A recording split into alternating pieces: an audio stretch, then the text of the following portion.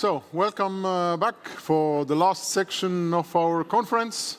I ask you to sit down, take your seats, and we will continue with the, educational and future-looking block of the conference. And we will start with the three registrars from three different Baltic states, sharing their experience on how they are educating the next generation on these matters, whether we see people taking an interest in domain names and all of that, or maybe not, and if something should be done or could be done or not at all. So we will start with Estonia. All right, the stage is yours. Thank you very much. Thank you. Here come my slides. My name is Rahe, and my connection to Estonian Internet Foundation is that I have been in the council of the organization for now a little bit more than 10 years. So I joined ACE Council in 2014, and it was a very interesting time because by then the biggest turmoils that the organization faced in the early days were kind of, I would say, behind already.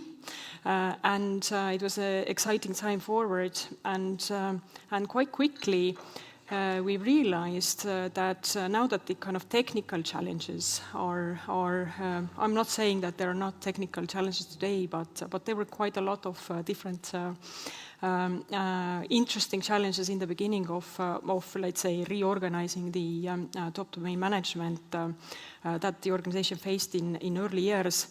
Many of them were kind of sorted out, and then we, looking into the future, discovered that it's not only an organization that should have a technical function, but it's a broader function for sure, because it's not only about making sure that technically our country domain runs smoothly, but also we want to make sure that our users know how to protect themselves in that domain, have the skills and knowledge to collaborate, use the data, share the data, etc. So I'm really happy to share the experiences and different efforts that have taken place and are still continuing, that are more related to the social role of that organization, giving back to the community. So already in 2014, one of the kind of important aspects was present in our statute, which is the fact that Internet Foundation represents the community of Internet users in the international networks.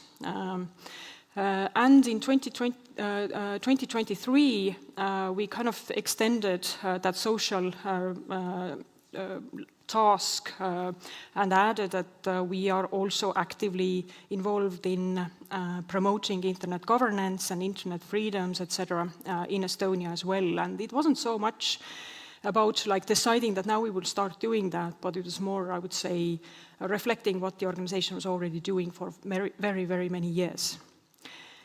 The way Internet Foundation is giving back to the community, there are very different projects or initiatives taking place.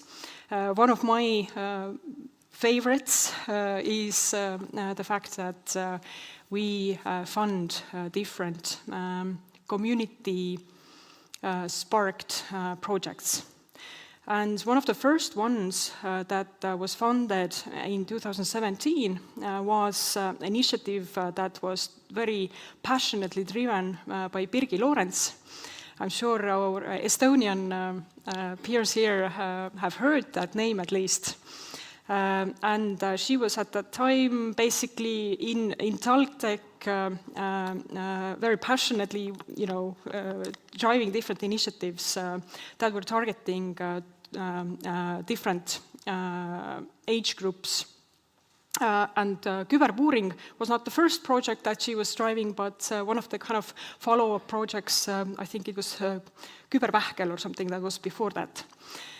And they have had a very ambitious goal of bringing 10,000 young cyber talents to the field by running these Kyberpuuring exercises or competitions first in the schools, then bringing them together, and then also giving them a possibility to go and compete on the international arena. And of course, that was absolutely exciting for people who had a little bit of passion towards that field. So giving them an outlet and also involving young students who maybe otherwise would not have ever found that topic for themselves.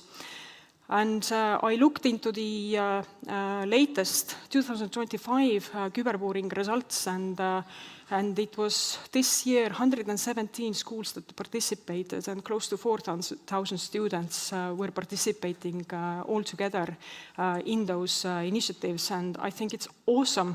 I understand that 4,000 students doesn't sound a lot for a country with the size of population of Germany, for example, but in Estonia it's huge.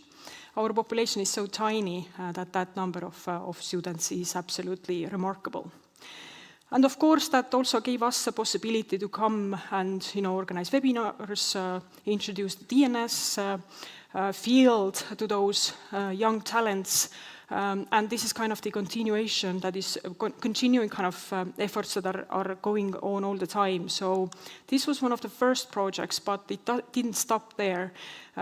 We got all quite excited that if we use a little bit of the funds that the organization has to support those people that are the community, that want to do cool things, and basically just support them a little bit, not throw the money on the market and see who picks it up and starts doing something, but match initiative with a little bit of funding. That sounded like such an exciting idea that we decided to start doing these funding rounds on an annual basis and openly advertising them. They were initially targeting young audiences mostly, due to different reasons, and during last couple of years we have also added a second, let's say, target group to those efforts, which is the elderly community. But also what we discovered with the kind of targeting the school children and youth was that more and more in the the project applications, funding applications, we started kind of picking up on the notes that it's the teachers that need support a lot as well. So now these three target groups are the most kind of, let's say, popularly involved in the projects that we have been funding. And it's really lovely to see that the interest towards that little funding program has grown year by year. This year we funded 13 different projects. Who wants to know more? I would say that this year was really interesting funding round because we had such a wide range of different projects as well, and different types of organizations, so schools, non-profits, foundations, etc. Please go to the website and read about the projects that were funded. I hope that news article is also in English available, yeah? I hope so. All right. So, yeah, 47 applications came in this year, 13 were funded, and the focus areas year by year have been very similar, so cybersecurity, knowledge, skills, digital skills, how to protect yourself, etc. And the projects are range very widely, so it's organizing different events. It can be something that is organized for a school, it can be something that is organized for a certain community, different competitions, challenges, workshops, etc. So here are just few examples of those projects. And Again, due to very limited time, I hope maybe we can touch some of the projects later in the discussions, but again, please Google them. Some of them are really, really cool. I'm so excited about some of the projects. Yesterday I was looking at these DigiUps videos that were done, I think, with this year's funding, yeah? And they're awesome. The content is in Estonian. It is put together in a way that is attractive to somebody who has, used to a short attention span and scrolling and switching through content very quickly. So it captures what is important and presents it in a very lovely way. But in addition to funding different community-initiated projects, we also organize different events, such as this one here. But it's not only. So, for example, this Internet Governance Forum, which we in Estonia call Internetipäev, Internet Day, is also something that has become a traditional event. A few numbers here, but we're really happy to see that not only we have these experts coming together and actively participating in the discussions, but also recordings of these events have gained popularity. So that gives us the assurance that we are doing the right things. Then not only do we fund projects and organize events ourselves, but ACE has also been very active in contributing and making sure that DNS-related topics are being discussed in events that are organized by others.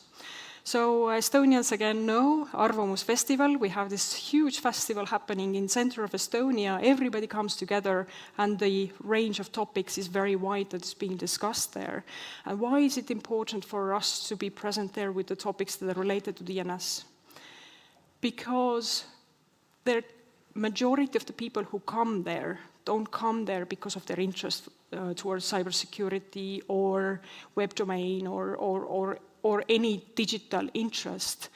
They might come there because they're interested to see the presidential candidates debate.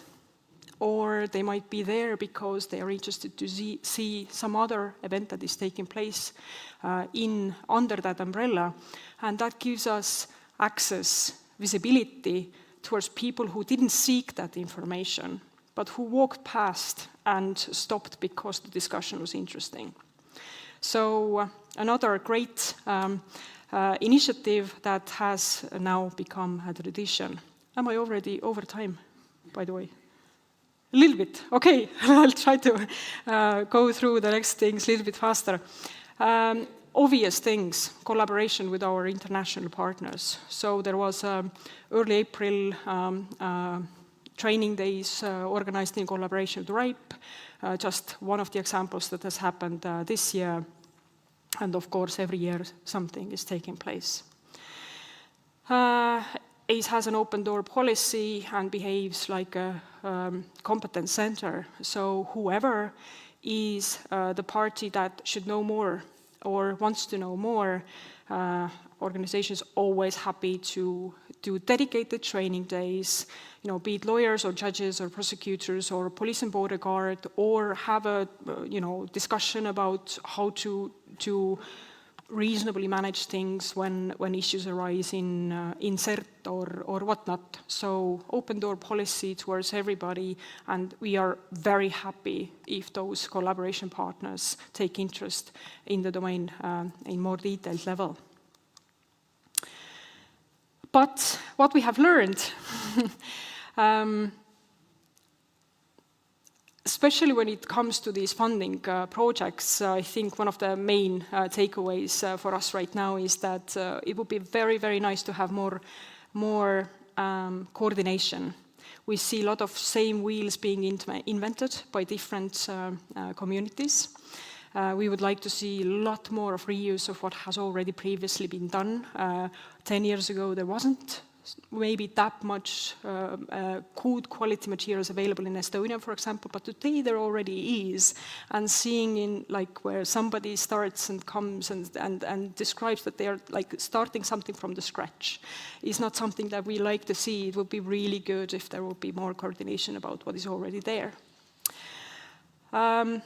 DNS topic itself is not maybe as exciting as we would like it to be, so we need to constantly be very clever in how to kind of tie that topic to whatever the community is planning to do.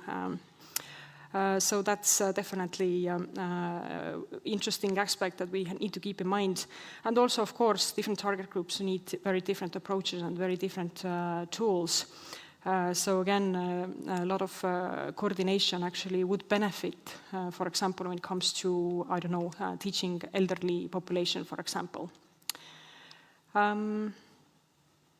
Yes, I think in short, that's what we have learned so far, and yeah, it's something where, you know, when your basic hygiene is under control, then you have the bandwidth to do things to give back to the community. And I'm really happy that the Estonian Internet Foundation is in that situation for quite a long time already, that our basic hygiene is taken care of. We have lots of good digital tools available, and we can actually spend some of our bandwidth, of our attention to educating and sharing the knowledge. Thank you.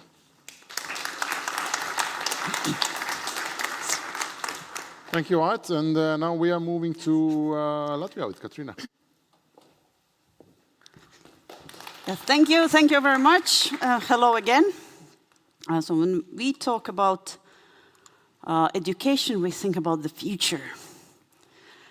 So for us, it's all about the future. So how can we ensure that DNS is still around and we can safely retire? So do you know how old your customers are? Luckily, we do. As I mentioned yesterday, around 40% of our domain name holders are private individuals. And they are all asked to enter their personal code. Our old pre-GDPR personal codes contained birth data. And we use that birth data to see their age. Well, here you can see the distribution, how old they are. And then we looked how the picture has changed over the years. And as you can see, with every coming year, those people are getting by a year older. Well, the question is, why is it so? Why is it happening? As we already discussed yesterday, young people prefer simpler things like social media. And yes, as you mentioned, DNS is not the most exciting topic. And of course, all those TikTok videos are way more exciting. And people think that, yeah, why do I need a domain name if I don't have a company? And why do I need a website with a domain name if I can use ChatGPT to ask anything? And so the question is where that ChatGPT gets the content from a website. But website owners see dramatic drop in the number of visitors that come to their websites. So how can we ensure that they continue using the web to put any content there? And of course, when we offer domain name registrations to individuals, so they have to be of age, because otherwise, according to law, the contract is not valid. So what can we do? Is there anything we can do to ensure that the future of DNS is in safe hands? So we looked at, that's not the thing, it was what's happening elsewhere. First, of course, whenever you are, if you're in school, you need the email address to access something. In universities and organizations, you get your own email address. Of course, there are information campaigns, especially related to cybersecurity, where they tell you not to click there or use your email responsibly, and so on and so on. There are many startups, businesses, projects that need domain names. Unfortunately, what we see is that some projects, for example, of 2 years, they continue doing something, especially governmental institutions. They have a project, they advertise it all over media, and then, okay, I'll try to move so that you can see the picture.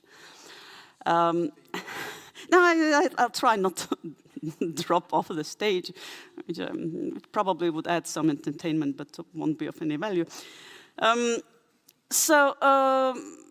What we see with the government projects, they run a project for 2 years, they advertise, they have some backlinks and everything, and then after 2 years their funding expires, and then they say, we don't need the website, we don't need the domain name, and somebody gets the domain name and then use whatever popularity they have built. And they also have very interesting courses in school where they teach students about IP addresses, about domain names. Well, probably not in the light that we would prefer, but still, in their curricula they have the topic of domain names, and they even build some simple websites. Yes, using some automated tools, but nevertheless, they have some basic knowledge. So how do we contribute? So how can we help? One thing that we do, we offer to those students, they can register one NIC.lv domain name for free. But that's only to those residing in Latvia, older than 18. You have to be of age. But we do even more. On our website, we write articles. So, for example, if you want to drop your domain name, do it responsibly. Make sure that you don't use this domain name for example, your social media accounts. If you're so fond of your social media accounts, well, just don't lose them. Make sure that your partners, your business partners, know that you are dropping this domain name, and so that they do not continue sending you some business sensitive information. We are active on social media, again, sharing and caring for our customers, our people. Baltic Domain Days actually is one of those events that was born out of the need to give back to the community, educate, and bring together those people who care about the industry. CyberChess, that's a cybersecurity conference where we also try to be present, and we organized Baltic Domain Days in conjunction with this conference. Workshops, of course, we go to schools, we talk to entrepreneurs, we try to address, talk to public institutions, judges, the police, everybody who needs to know more about domain names. Unfortunately, they learn about domain names and then they either forget or they leave and go work somewhere else. But still, the more people we engage, the more people we teach, the more people know about the DNS, the happier we are. And still, they're all gonna die. So what can we do? And then we decided, okay, we need to bring young people. We need young people to start registering domain names. Forget about their TikTok accounts and their 10-second long videos. We need to make sure that they register domain names. How to do that? So before grabbing people on the streets and started asking these questions, we just decided, wait a minute, we have young people in our organization. So we took there are 4 of them actually, younger than 25, 18 to 25, we put them into a room, we locked them up and said, okay, now you have to figure out how can we make DNS more interesting for young people. As it turned out, actually, 2 of them have never heard of domain names before they started working for us, which was not very encouraging. But we still asked them, what can we do? What do we do wrong? Because we do all those things, and still our domain name users are dying. And yeah, so we asked them those questions. So how do you view those domain names, and what can we do? And actually, they came up with a very, very good ideas. I'm not saying we're going to implement all of them, but they did really very good work, and they were very serious about the topic because the entire organization was looking up to them and expecting results. So first, be more active in going to schools. And actually, we've done that already. We've had several sessions in cooperation with our patent office. They are already very active going to students, talking about the need to register their own enterprises, about being more active in registering trademarks, for example. And we actually, I can't say we saw very many students interested in the topic, but those who participated, they asked very good, very deep questions, and that was encouraging. We also think more about joining our efforts with some already existing activities like Junior Achievement and offer our organization for Shadow Day. And one of the main things that they pointed out was, well, you have to make it available to young people. If you want young people to use domain names, you have to give them this opportunity. So now we're thinking how to get rid of our lawyers, me included, and make sure that we can offer that. Maybe with the parents, although, when a kid has to first explain to their parents what they need and why they need it, so it might be a barrier. Nevertheless, those younger people who already want to... actually, we had a very interesting case when somebody wanted to become a registrar. And after some exchange, it turned out that the guy was only 14 years old, but he was already thinking about becoming a registrar, and I think that's a very good thing, and I attribute it to our activities in the field of education. So, we understand that our future, the future of our CCTLD, depends on our ability, if we are able to get those young people engaged, and if they register, then we will stay relevant. Thank you very much.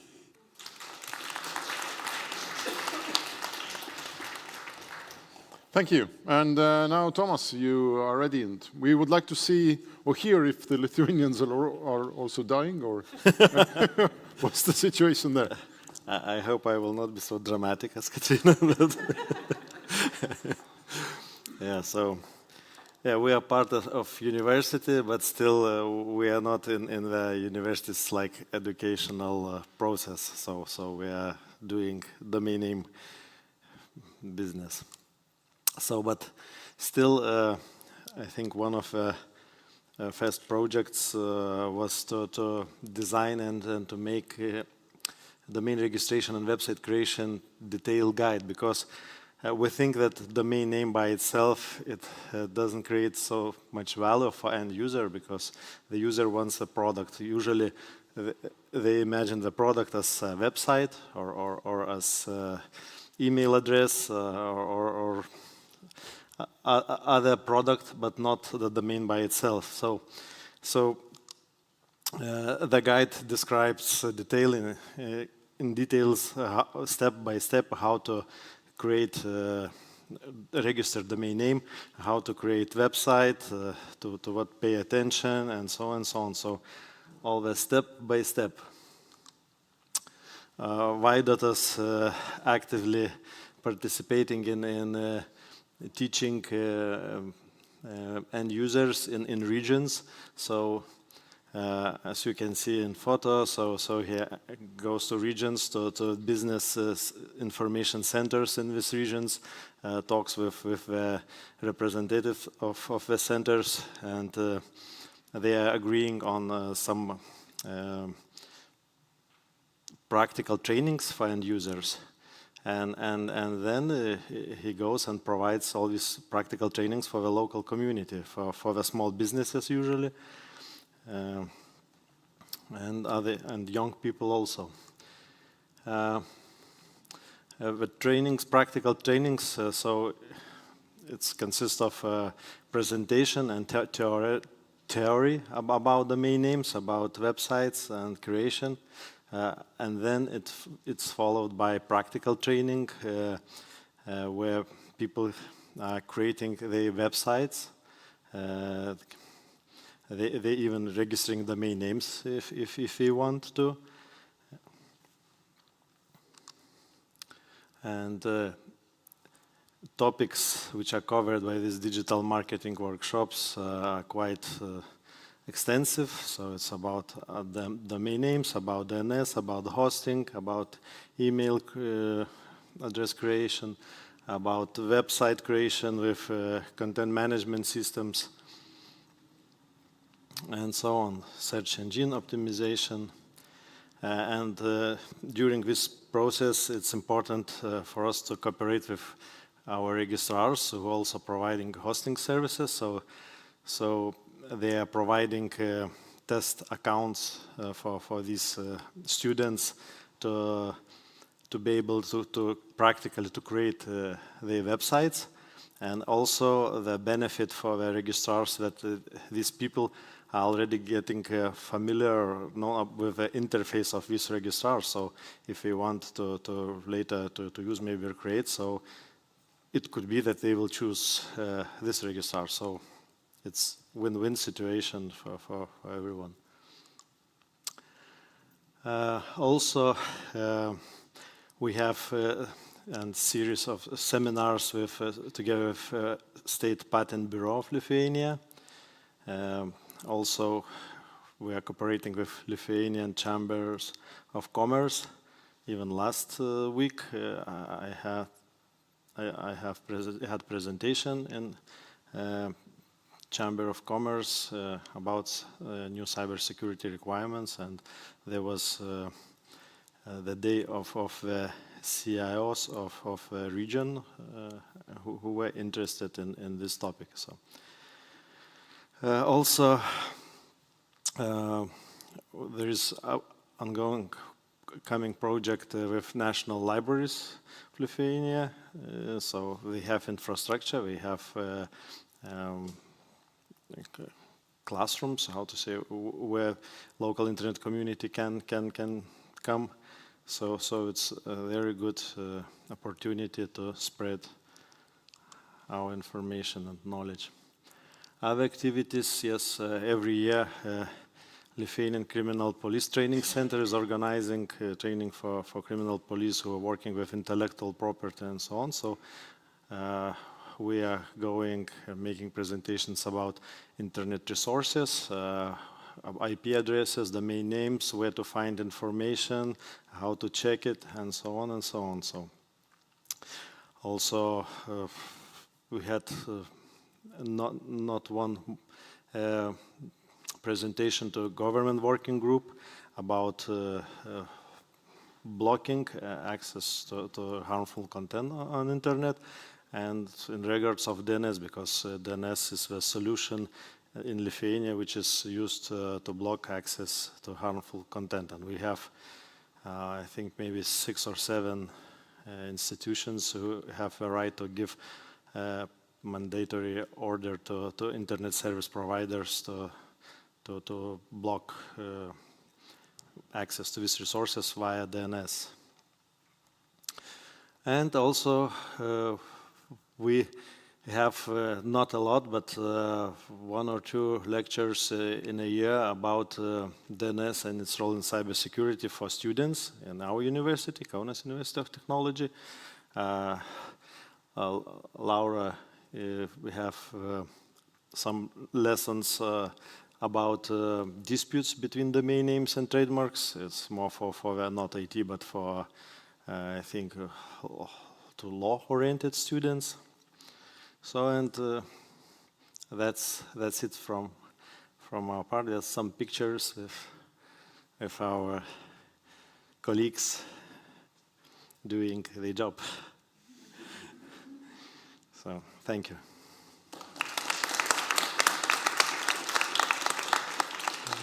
Thanks. Yes, I startled you maybe.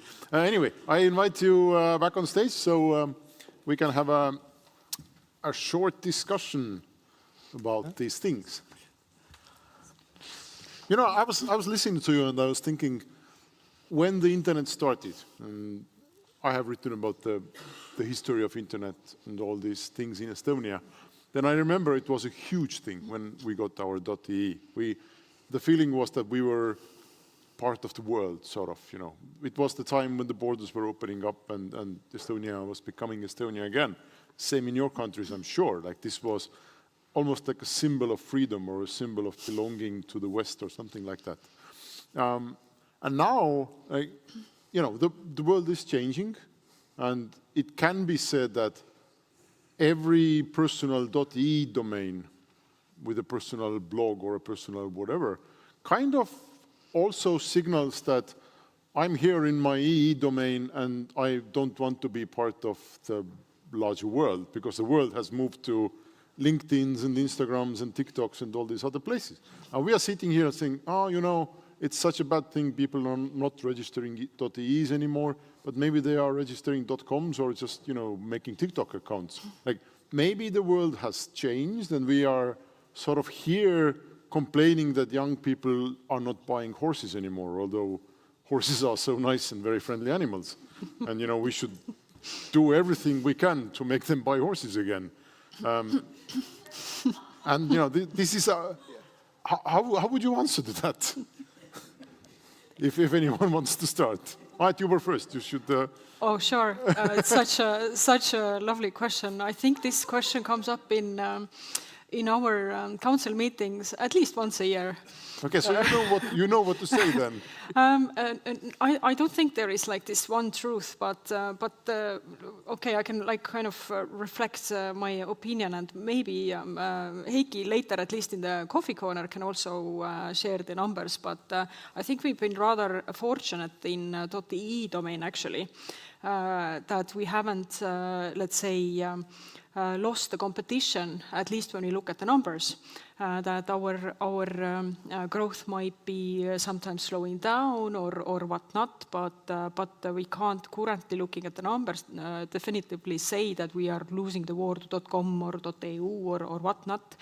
And even in the context of you know, some of those main competitors, so to speak, doing proper price dumpings and campaigns and things, our domain is standing pretty solid, which is very, very nice to see. And we've been reflecting on why are people still buying horses?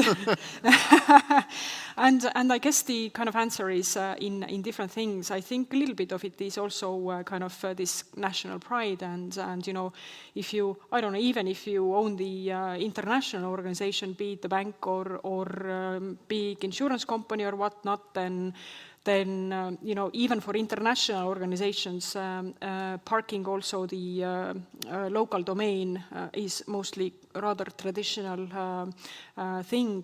But then when you look at it from that side, that if you don't have an international business or idea or personal interest or whatnot, then it seems, at least looking at the experience, that we are proud to own our country top domain as well. Mm-hmm. It might be the only one, it might not be the only one. I might park also my interested name in other top domains, but yeah, people for some reason are still buying horses. Okay, others? Katrina?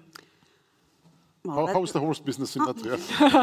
You know, probably we have problems with grass, but no, actually we do have a lot of grass. And you know, it's a philosophical question. Mm-hmm. And if you switch me into philosophical mode, I will talk for another, I don't know, 20 minutes. I think it's more complicated like that, because you can ask, why bother learning to read if you can watch a 10-second TikTok video? Why would you even care about learning how internet works if it works? If it's always, I just use my phone to access it. I'm not saying that DNS will be there forever. No, if somebody comes up with a better identification service, easier to use, it will be there. And actually, we in the registry, sometimes we do, not every year, but sometimes we do have those discussions. So what would be the next thing that could replace DNS? Because if we can figure that out and be the first ones to implement, we will be on a horse or whatever. Or a spaceship. A spaceship, yes. Okay, we're not there yet, I must say. But yes, it's DNS definitely will be replaced one day. But currently, everything runs on the DNS. And if DNS is not working, then we're all over the news. We haven't been yet, but... That would be a disaster day. Yes. Like you wake up one day and... Yes, and then you need a horse because you can't get anywhere. Yeah, exactly. Tomas, what's the Lithuanian view?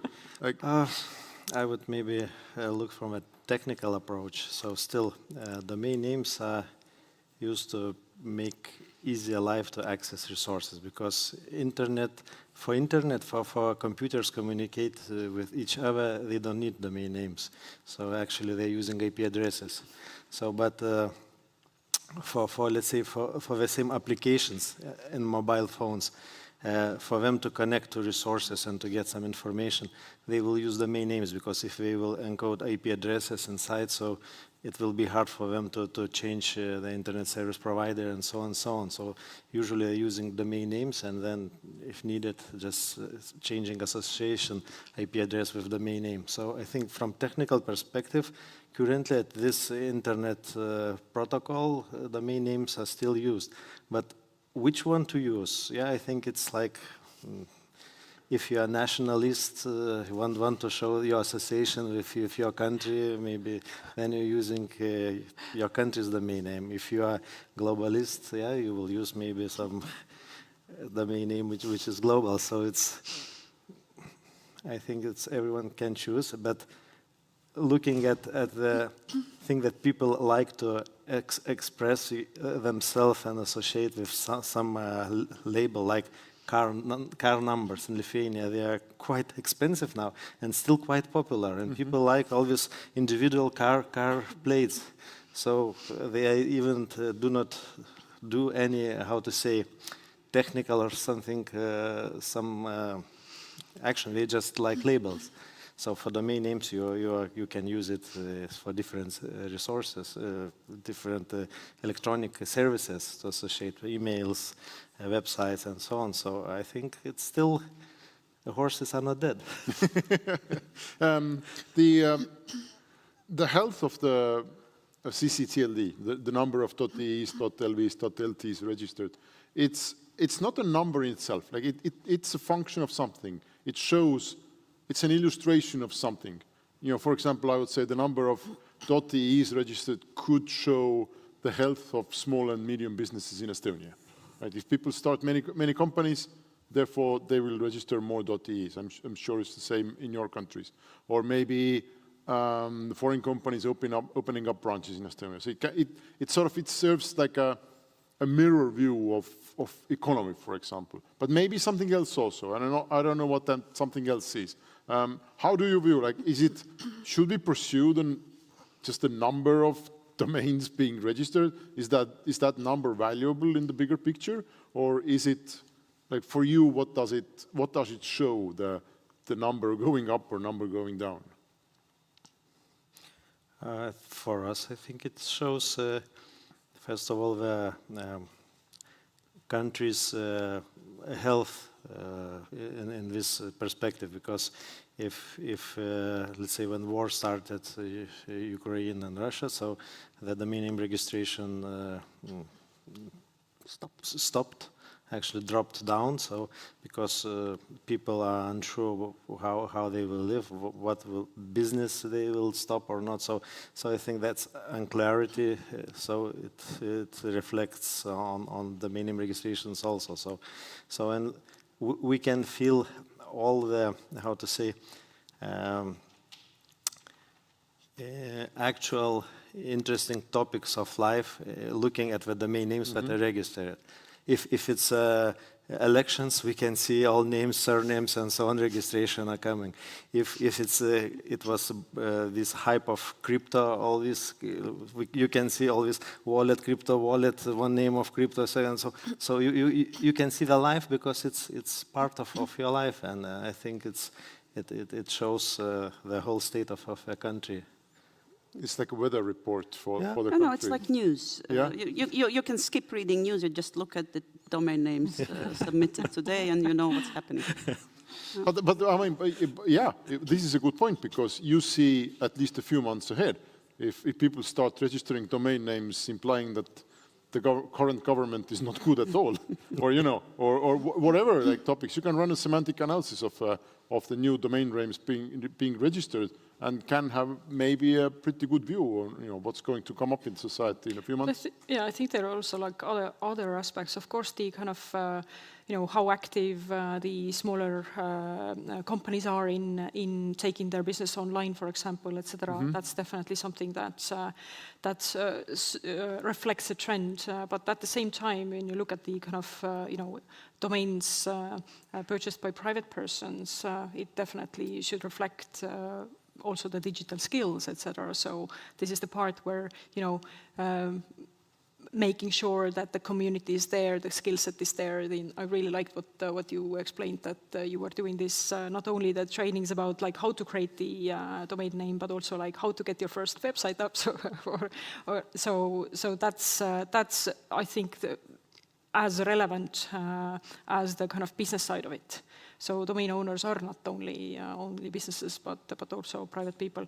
But also like the ease of access and affordability, and having all these tools and means in place, that if this is not your main target or main, as a private person, I don't think about my domain on a daily basis, but having all these easy to use services in place that I can extend the domains and prolong the domains for more than 1 year, but have longer terms that I can kind of lock this domain there for myself, etc. So it has to be such an easy service for users to actually use it. And yeah, they need the skills to actually put their whatever, be it wedding invitation portfolio or whatnot, right? So it's not only about the businesses. But it's just there's this one thing that every now and then we kind of check in what's the situation with that. But in our case, we have this kind of potential unicorn. I don't know, maybe you don't, Heiki, share this idea, but .ee is awesome, but .est is a unicorn. That's not a horse. Yes. So, I mean, that would be cool. That's what's who doesn't want to have